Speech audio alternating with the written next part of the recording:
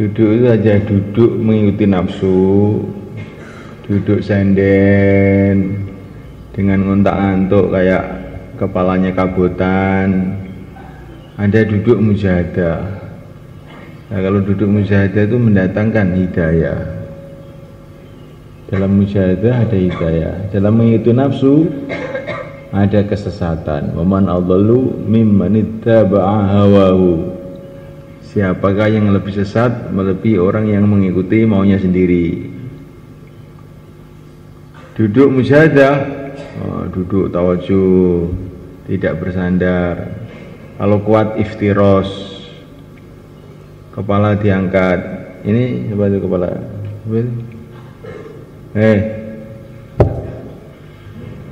Kepalanya diangkat. Pokoknya kalau belum diangkat semua nggak mulai bayan.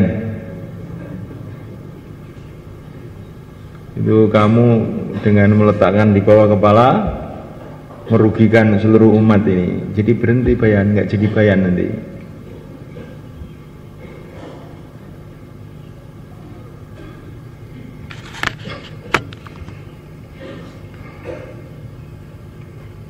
Jadi kita biasakan diri,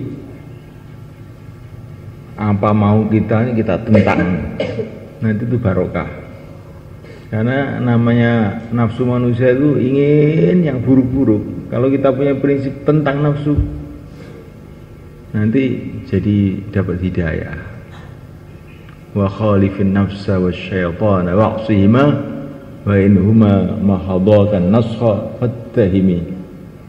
Selawatan malam Kemis ya, ini kan tadi Burdah. Wa khalifin nafsa wa syaitana wa'sihima wa inhuma mahadakan nusha fattahimi. Tentang itu nafsu dan tentang itu syaitan. Kalau nafsu syaitan pura-pura saya ini ingin baik buat kamu, fattahimi, tuduh dia ini mesti bohong ini. Kok setan datang saya ini ingin baik buat kamu. Ini seperti setan dulu datang kepada mbah kita Adam. Inni lakuma laminan nasihin. Saya ini ingin baik loh, Adam sama kamu. Ternyata malah menyusahkan. Nah, nafsu juga begitu.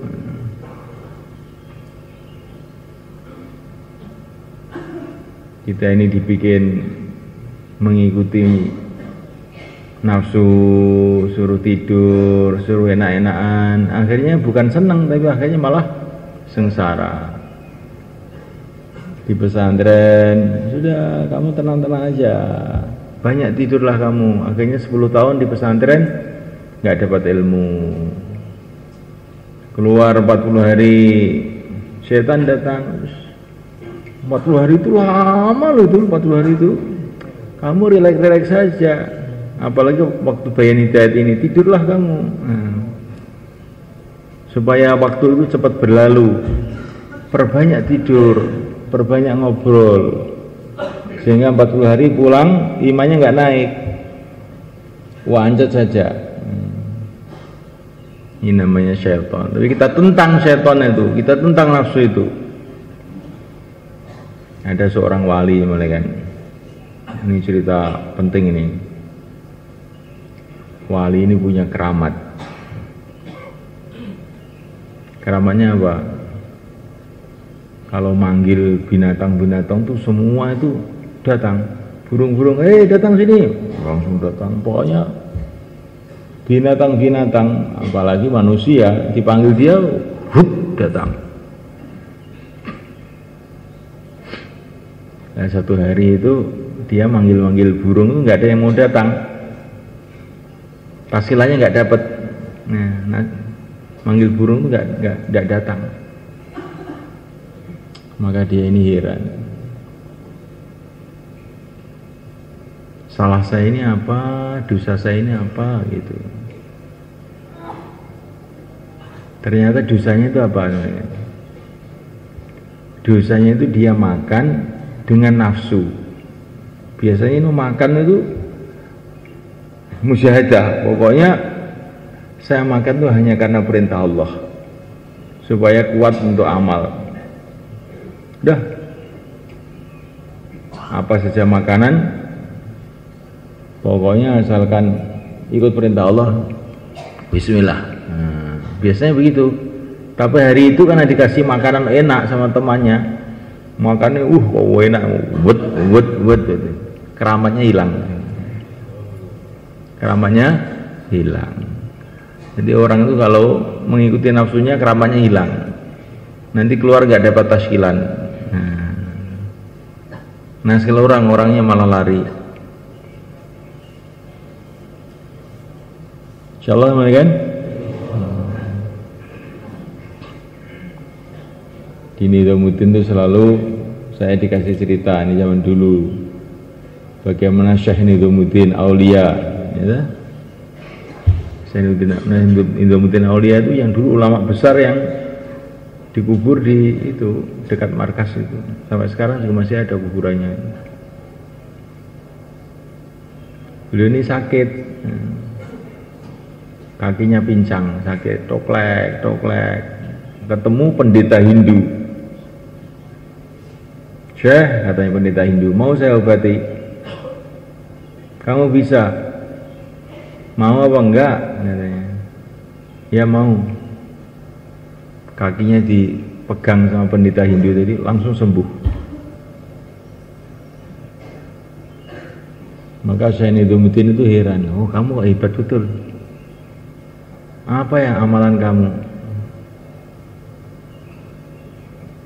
Amalan saya ini Syekh, kata orang Hindu itu, apa kesenangan nafsu saya tentang. Kalau saya ingin ke timur, saya ke barat. Kalau saya ingin ke barat, ke timur. Kalau saya ingin ngomong, diem. Kalau saya ingin diem, ngomong. Kalau ingin makan, nggak makan. Kalau sudah nggak mau makan, makan. Itu amalan saya. Dengan amalan itu saya jadi sakti saya. Kaki sakit tak pegang, langsung sembuh. Oh begitu. Sekarang saya mengajak kamu masuk Islam, katanya Syekh Nizamuddin. Iya, saya mau ikut, katanya. Nah kok enak saja, kamu kan pimpinan orang Hindu. Iya, tadi hati saya tanya, mau nggak masuk Islam? Nggak mau, langsung masuk saya. Nah gitu. Akhirnya jadi muridnya Syekh Nizamuddin. Nah, gitu caranya.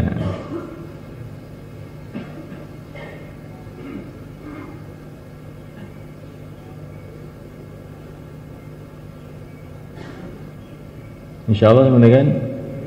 Dan ini anehnya itu ada cerita seperti ini diceritakan oleh Al-Tha'labi dalam Qasasun Nabiyyin.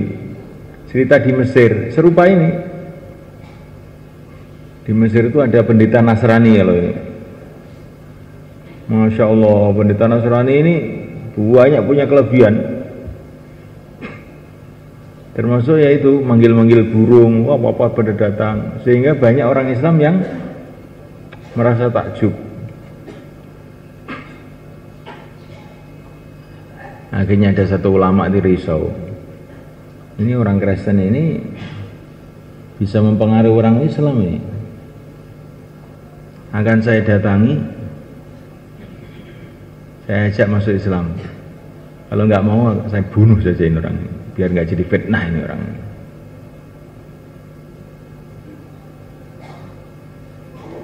Maka ulama itu datang kepada pendeta Nasrani ini.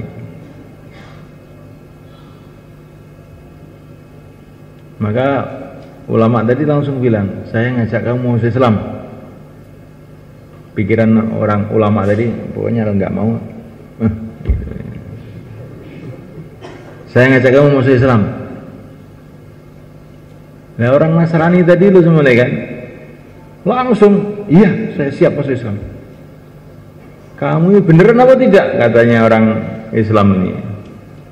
Masa diajak masuk Islam gak dikasih tahu apa-apa tentang Islam, langsung iya siap, kamu ini bohongi saya. Bukan bohongi, betul saya masuk Islam. Apa dasarnya?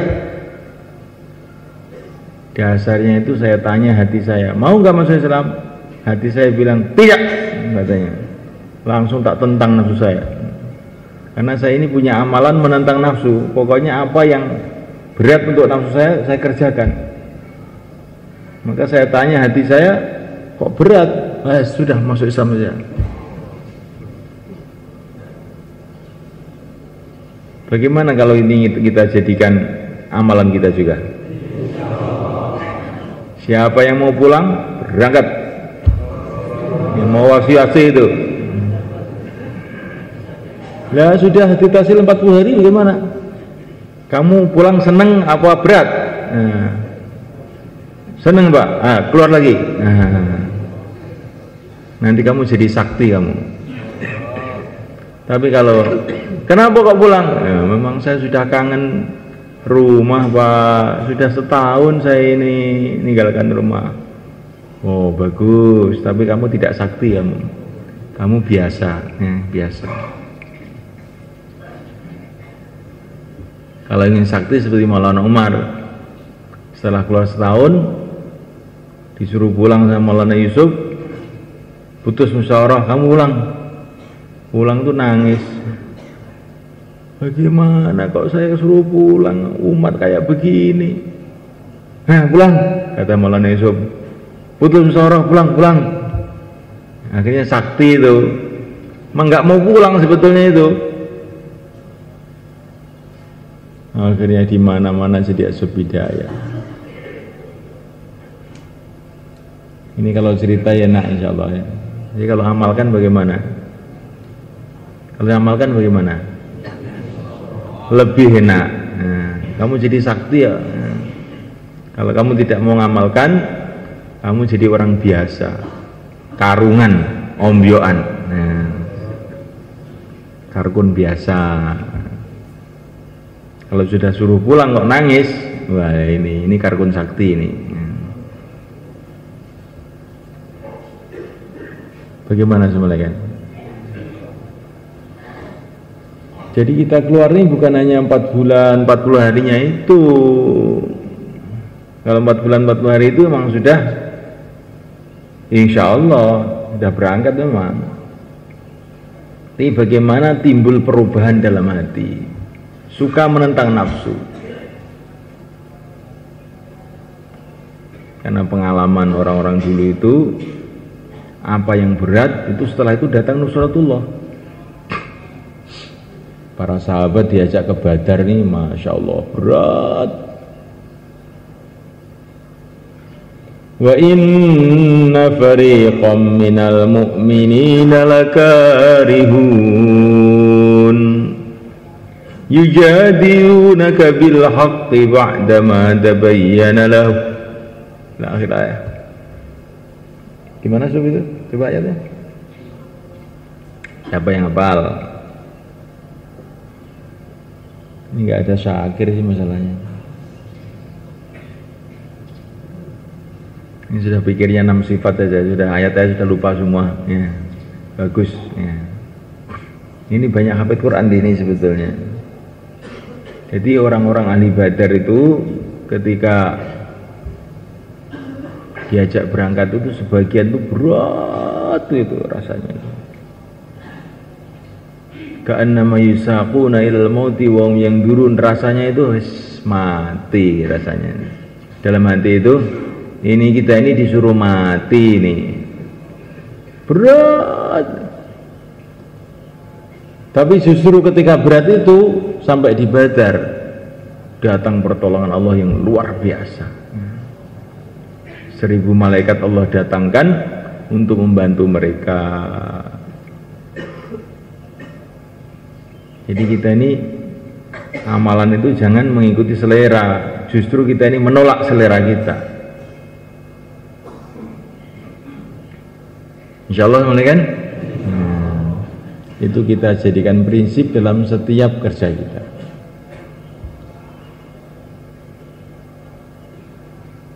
Ada seorang sahabat itu keluar itu jadikan amir sama Rasulullah itu.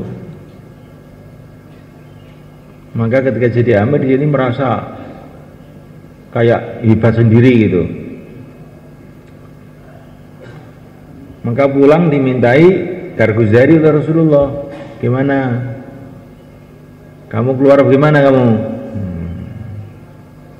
Ya Rasulullah, saya mohon kalau keluar lagi jangan sekali-kali saya jadikan amir. Kenapa? Kok hati saya kok jadi kayak sombong begitu hati saya. Ini sahabat itu kayak begitu. Apa-apa yang membuat hatinya itu agak kurang baik, bukan, pokoknya yang mimpin harus saya, kalau yang mimpin bukan saya nggak mau saya keluar. Nah, yang bayan harus saya, yang jadi zamindar harus saya. Nah ini sahabat itu paling takut dengan begitu itu. Saya begitu. Khawatir masuk sifat kesombongan. Orang yang sombong tidak bisa masuk surga. Nah, berat kan ini. Jadi kita ini harus dakwah tapi dengan tawadhu. Orang itu lebih baik dari saya, orang itu lebih baik dari saya. Hati kita ini harus begitu.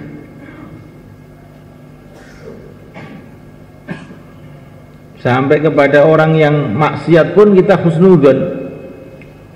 Ya dia itu maksiat sekarang, mungkin besok jadi wali, nggak tahu. Para sahabat dulu asalnya orang-orang kafir, tahu-tahu jadi wali-wali Allah. Maka ketemu orang itu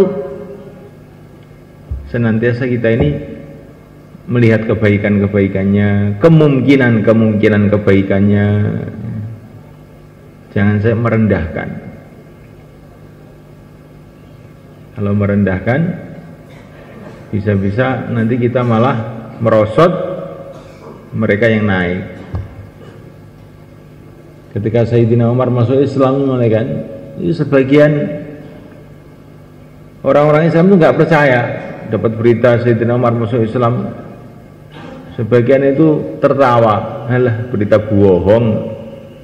Kalau untanya Umar masuk Islam itu ya masuk akal.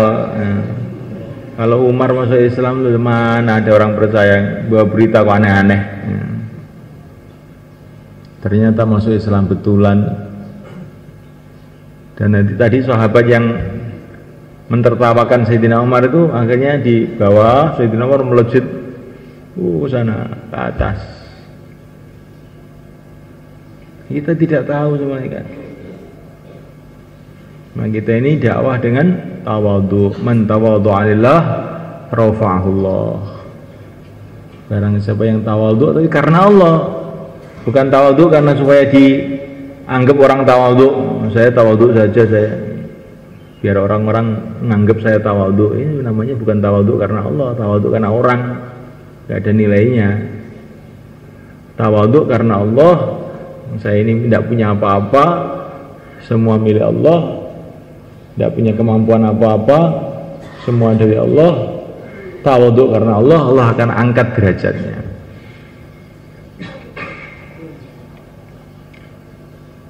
Dalam satu hadis dikatakan, kurang lebihnya, Allah memandang hati manusia pada zaman Nabi Musa, dan Allah melihat tidak ada hati yang lebih tawadhu melebihi hatinya Nabi Musa. Maka Allah angkat Nabi Musa menjadi kalimullah, mendapatkan firman langsung dari Allah. Saking tawadhunya. Dan Allah melihat hati zaman baginda Muhammad SAW. Allah tidak melihat hati yang lebih tawadhu melebihi hati yang mulia baginda Muhammad SAW. Maka Allah SWT pilih baginda Nabi menjadi kekasihnya, nabinya, rasulnya. Ya asbabnya itu begitu, maksudnya begitu. Ya memang sebelum lahir juga Rasulullah sudah dipilih oleh Allah. Tapi asbabnya itu, prosesnya itu begitu. Kemudian Allah melihat hati manusia setelah baginda Nabi. Maka Allah melihat tidak ada hati yang lebih baik melebihi hatinya para sahabat. Maka Allah memilih para sahabat untuk menemani nabinya. Maka kita ini juga begitu. Sekarang ini Allah melihat hati kita. Maka hati yang dipenuhi tawadhu, dipenuhi takut pada Allah, harap kepada Allah, cinta kepada Allah, dan itu nanti yang akan takut, yang akan dipilih oleh Allah. Semoga Allah memilih kita semua. Maka ini kita keluar ini untuk perbaikan hati ini semuanya. Dan perbaikan hati itu dimulai daripada yakin. Kalau orang itu punya yakin kepada Allah, yang berkuasa hanya Allah, Allah melihat saya, Allah mendengar saya. Kalau orang itu punya yakin kepada Allah, otomatis timbul sifat-sifat hati yang baik, timbul takut kepada Allah, timbul cinta kepada Allah, timbul tawakal, bergantung hanya kepada Allah. Nah kalau sudah begitu, macam-macam pertolongan Allah yang ghaib, yang tidak dikira-kira, seperti pertolongan Allah yang telah datang kepada para nabi, para rasul, para sahabat, akan datang kepada kehidupannya. Kalau hatinya sudah begini, kayak hatinya para sahabat, mendengar Allah sudah gemeter. Nah ini hati yang sudah begini ini, nanti dia dapat pengalaman-pengalaman luar biasa. Hati yang cinta kepada Allah, contohnya seperti Sayyidina Abu Bakar, hati cinta itu datang kepada Rasulullah, ya Rasulullah, ini seluruh harta saya, terserah Tuhan, nanti kalau punya harta lagi akan saya setorkan lagi ya Rasulullah. Ya. Datang seorang sahabat yang lain, ya Rasulullah, ini separuh harta saya, semoga dapat pahala. Ya, Nabi itu tersenyum. Kok beda banget ya kamu dengan Abu Bakar, katanya. Abu Bakar korban seluruh harta, belum mikir pahala, pikirnya mau korban lagi. Pokoknya nanti kalau saya sudah mau ada harta lagi, saya akan korbankan lagi. Kamu baru korban separuh sudah berapa pahala. Ya, Abu Bakar itu amat karena cinta. Orang itu kalau cinta itu sudah korban itu seneng gitu dok. Korban itu seneng. Pokoknya korban seneng. Nggak mikir itu hasilnya apa, itu nggak mikir. Pokoknya korban seneng. Itu Sayyidina Abu Bakar Siddiq radhiyallahu ta'ala yang dikatakan imannya tertinggi di kalangan umat ini. Bahkan bukan di kalangan umat, kalangan seluruh manusia selain para nabi, para rasul, maka Abu Bakar ini yang tertinggi imannya. Orang itu yang dipikir korbannya, senengannya korban. Kalau korban seneng, sampai itu belum terpikir pahala. Ini saya keluar 40 hari supaya bebas dari sifat munafik, bebas dari api neraka. Sudah 40 hari sudah khatam saya, maka pulang saya akan berhenti dari tabligh ini, kapok seumur hidup saya. Nah ini bukan sifatnya Abu Bakar. Sifatnya Abu Bakar itu korban.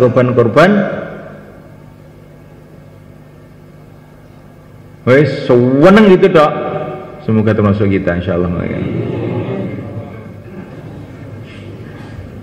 Kita ini belajar, bukan hanya sekedar belajar dakwah, tapi belajar bagaimana kita ini menjadi orang-orang dakwah yang diterima oleh Allah.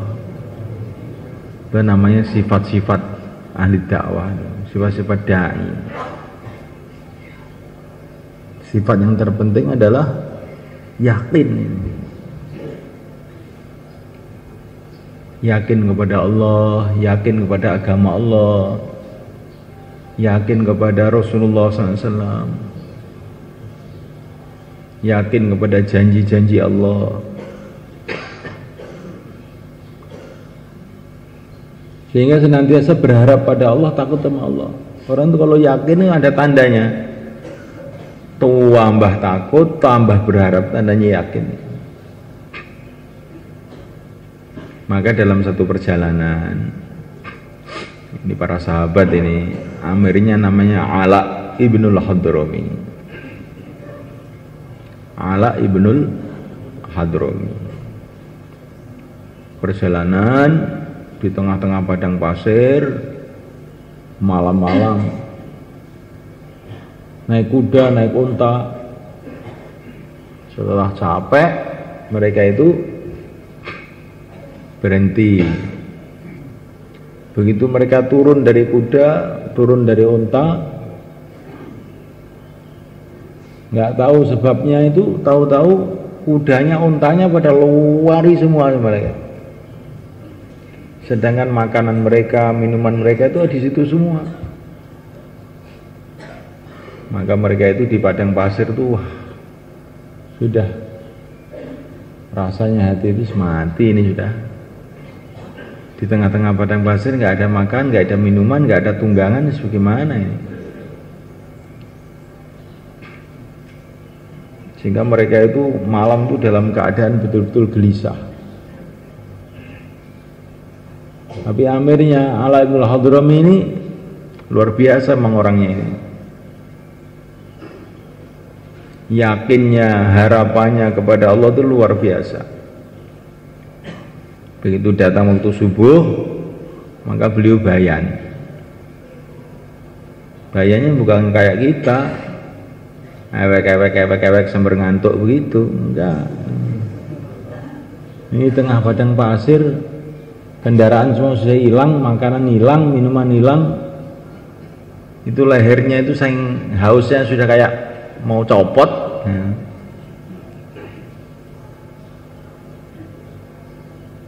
Subuh itu mereka kebanyakan pada tayamum yang sudah batal, enggak ada air.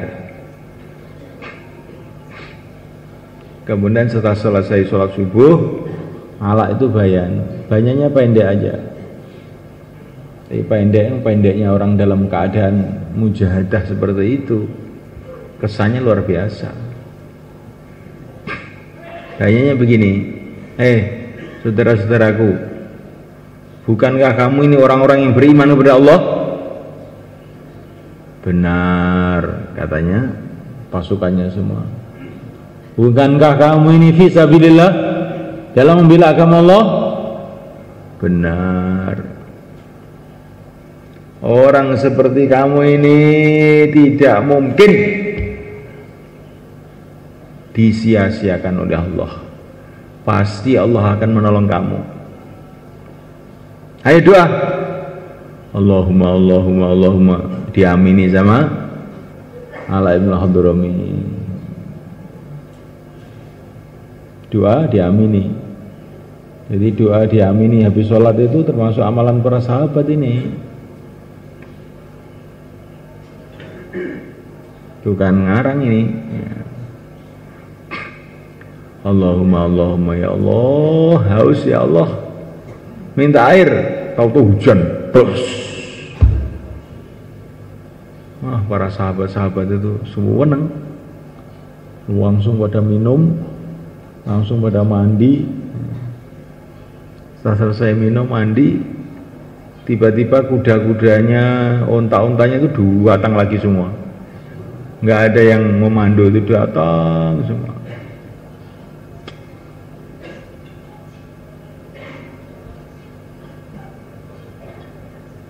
Orang dalam kesulitan berharap hanya kepada Allah. Kalau kita sekarang untuk bayan, kita harus berharap sama Allah, ya itu mudah. Dalam kesulitan-kesulitan, asbab-asbab tidak ada, orang sudah pada putus asa, kok hati kita kepada Allah, nah itu menurut pengalaman orang-orang dulu itu, Masya Allah, pertolongan Allah itu langsung datang. Kayak Nabi Musa, depannya lautan, belakang pasukan Fir'aun, semua temannya sudah pada ketakutan semua, inna lamudrukun. Tapi Nabi Musa, kalah, jangan terkesan dengan keadaan-keadaan ini. Inna ma'ya Rabbi, Tuhanku bersamaku. Di dalam keadaan sudah kepepet betul Nabi Musa itu, hatinya hanya bergantung pada Allah.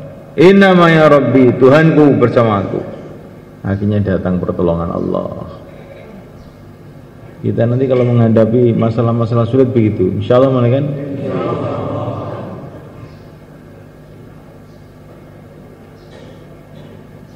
Setelah hati itu inna ma'ya rabbi, terus kemudian musyawarah. Apa yang harus kita buat? Apa keputusan musyawarah kita buat?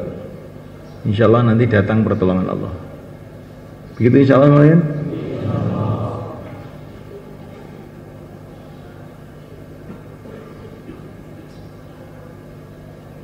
Sayyidina Ali datang ke Yaman. Ini sering saya ceritakan.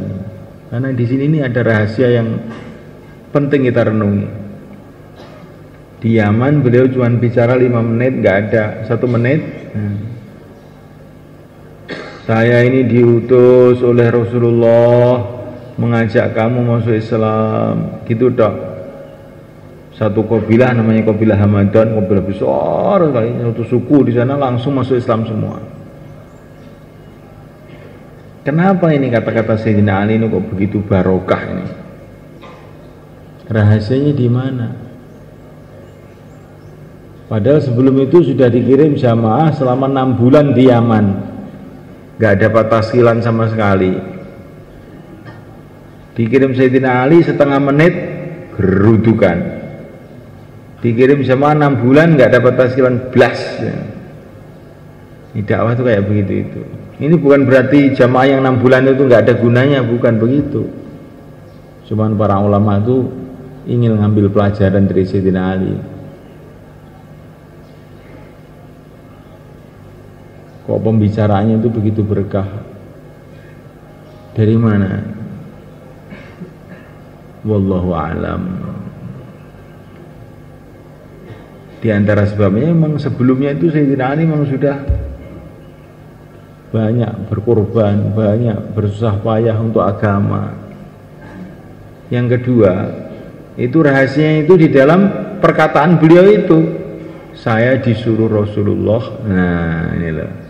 Jadi beliau itu datang bukan atas nama pribadinya, bukan atas nama Ali bin Abi Thalib, tapi dalam hati beliau ini, saya ini diutus Rasulullah, saya ini penerusnya Rasulullah, mengajak kamu masuk Islam.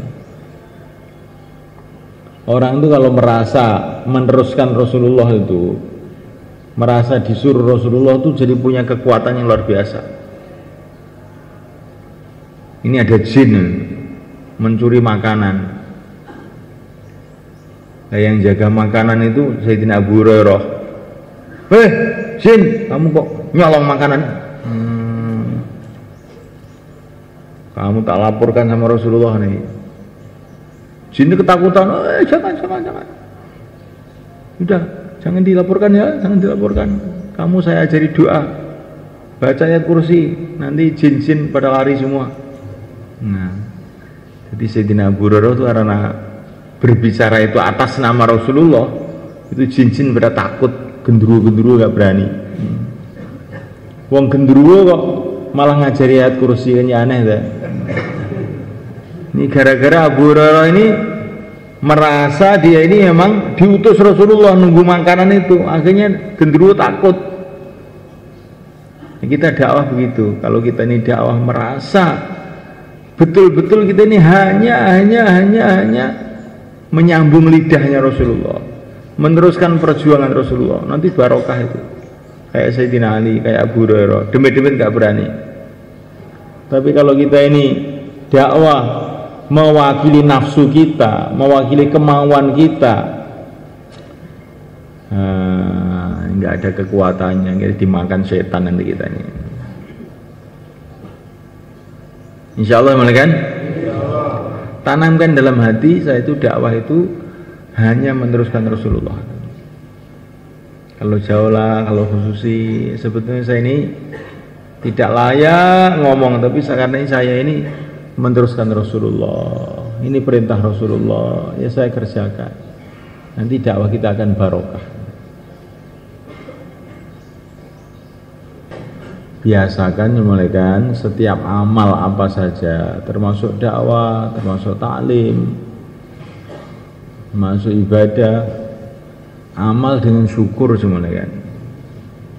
Seneng gitu loh amal itu. nanti amalan kita akan ditambah oleh Allah, ditambah mutunya, ditambah barokahnya, ditambah apa-apa tambah, karena itu jaminan Allah itu. Kalau amal dengan syukur nanti ditambah, tambah barokahnya, tambah kekuatannya, tambah. Jangan amal dengan cemberut.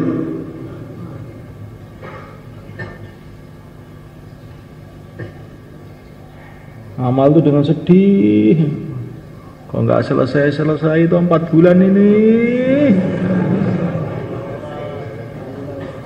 menyesal saya ikut keluar ini. Kalau di rumah saya bisa makan ayam. Dan Nabi akhirnya amal dengan cemberut itu namanya. Kita amal dengan syukur. Insyaallah mulai kan? Amal dengan gembira. Fabidzalika falyafrahu huwa khairum mimma yasma'un. Amal itu dengan gembira. Orang itu kalau gembira nggak ngantuan. Kalau ngantuan itu nggak gembira itu. Ini perintah Allah, gembira dengan agama ini perintah Allah. Jadi kalau kamu nggak gembira itu dosa. Qul bi fadlillah wa bi rahmati fa bidzalika falyafrahu. Kamu harus gembira. Bukan gembiranya kalau kasih duit aja. Dikasih amal agama itu gembira, itu perintah Allah. Jadi kalau amal itu tidak senyum, gembira itu, hari kita masa dosa, astagfirullah. Kasih hadiah kayak gini besarnya oleh Allah, kok saya nggak gembira. Ini betul-betul nggak tahu diri namanya. Insyaallah mulai kan? Kalau amal sudah dengan syukur, akhirnya mudah sabar. Orang itu kalau syukur mudah sabar, betah akhirnya. Karena tahu amal ini amal besar, agama ini perkara besar, hanya syukur. Setelah syukur menghadapi kesulitan apa-apa, jadi sabar.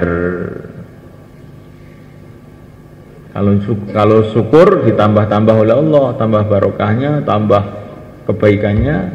Kalau sabar, innallaha ma'as sabirin, senantiasa ditolong oleh Allah. Kalau sudah syukur, sabar, akhirnya mudah istiqomah. Kalau sudah istiqomah ini Masya Allah, pasti akhirnya datang pertolongan Allah dalam kehidupan kita di dunia dan di akhirat. Jadi mulainya dengan syukur, amal dengan syukur. Kalau sudah syukur jadinya mudah sabar, walaupun panas, dingin, sulit, sabar. Jadikan sabar itu setelah syukur, nanti enak itu. Kalau sabar tok nggak ada syukurnya, itu kayak kopi pahit tok nggak ada gulanya. Akhirnya kayak kebelet ngising, tahu kebelet ngising? Diempet lama-lama nggak tahan. Kalau sabar sama syukur kamu ramu jadi satu, itu seperti pahitnya minum obat. Minum obat tapi kok terus seger, oh minum lagi, sampai seger, minum lagi, akhirnya seneng. Jangan sabar toh, sabar diramu dengan syukur. Ada kopinya, ada gulanya, ada airnya, diminum jadi enak. Insyaallah mulai kan?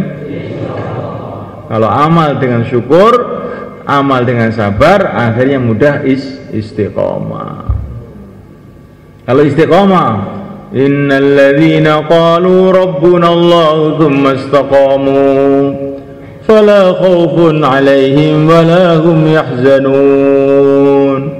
Enggak usah khawatir, maksudnya pasti datang macam-macam kebaikan. Yang belum daftar, belum dapat jamaah, yang belum dapat jamaah dengan tersenyum caranya ya, enggak boleh cemberut ya. Syukur ke selatan semua. Yang belum niat 40 hari, yang sudah 40 hari, mau 4 bulan atau mau berapa, itu ke selatan semuanya. Nah, gimana?